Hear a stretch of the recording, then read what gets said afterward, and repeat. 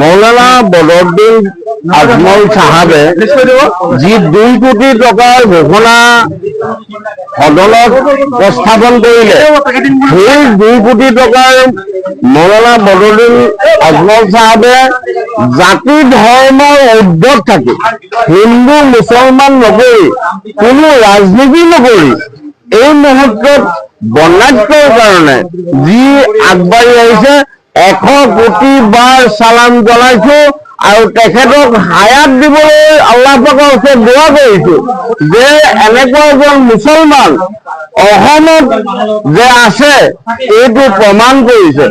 ৰাজনীতি হিন্দু মুছলমান নকৰি ৰাজনীতিৰ ঊৰ্ধত থাকি সকলো ধৰ্মকে মানি চলি এতিয়া ৰিলিফ লৈ আহিছে 2 কোটি টকাৰ কামে কাজে প্ৰমাণ কৰি দেখুৱাইছে। কথাত নহয় কৰ্মহে চিনাকি, এই কৰ্মৰ দ্বাৰা অসমৰ ৰাইজে চিনিব যে এজন মুছলমানে কি কৰিব নোৱাৰে, যিটো CM কৰিব পৰা নাই সেইজন এজন মুছলমানে কৰি দেখুৱাইছে। সেইজনক 100 কোটি বাৰ সালাম জনাইছো। ৰাজনীতিৰ ঊৰ্ধত যি নকৰক যিয়ে নকৰক মৌলানা বদৰুদ্দিন আজমল সাহাবক আল্লাহ পাকে হায়াত দিয়ক আৰু ভাল কাম কৰিবলৈ আৰু ভাগৰণ কৰিবলৈ তেখেতক হায়াত দিয়ক, আয়ুস বৃদ্ধি কৰক, সুস্থ ৰাখক আল্লাহ পাকে।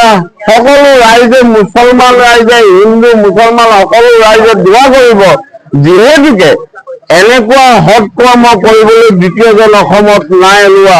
বহুতৰ টকা পইচা আছে, কোটি কোটি টকাৰ মালিক আছে, কোটি কোটি টকাৰ মানুহৰ মন ডাঙৰ নহয়। মন ডাঙৰ নোহোৱালৈকে এই সৎ কাম কৰিবলৈ আগবাঢ়ি আহিব নোৱাৰে। গতিকে মই অসমবাসী ৰাইজক অনুৰোধ কৰিছো ধৰ্মৰ ঊৰ্ধত থাকি এই মুহূৰ্তত সকলো ধৰ্মৰ প্ৰতি সহানুভূতিতা আগবঢ়াওক, অন্যথাই শিৱসাগৰৰ আমি সচেতন নাগৰিক হিচাপে সচেতন যুৱক হিচাপে আমি মৌলানা বদৰুদ্দিন আজমল সাহাবক 100 কোটি বাৰ চেলুট জনাইছো, সালাম জনাইছো, দোৱা কৰিছো আল্লাহ পাকে সকলোকে সালামক ৰাখক, আয়ুস দিয়ক। আৰু এই মুহূৰ্তত এটা কথা কৈছো, হিন্দু মুছলমান কৰি থকা অন্ধভক্তসকল কলৈ গ'ল?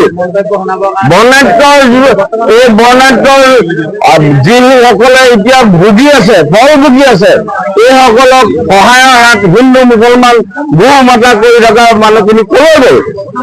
এতিয়া গৌ মাতা যিসকলে গৰু পশুধনে খাবলৈ নাপাই মৰিছে, সেইসকলক গৌ মাতা যিসকলে কৰি থাকে সেইসকল গৌ মাতা কৰি থকাখিনি কলৈ গ'ল? দান সাহায্য গৌ মাতা কৰি থকাখিনি সাহায্য কৰক, অন্য নহলেও। আৰু এই মুহূৰ্তত আপোনালোকক শেষবাৰলৈকে কৈছো মৌলানা বদৰুদ্দিন আজমল সাহাবক আয়ুস দান কৰক আৰু 100 কোটি বাৰ চেলুট জনাইছো, সালাম জনাইছো, আয়ুস বৃদ্ধি কৰক, স্বাস্থ্য ভালে ৰাখক। ধন্যবাদ। জয় অসম।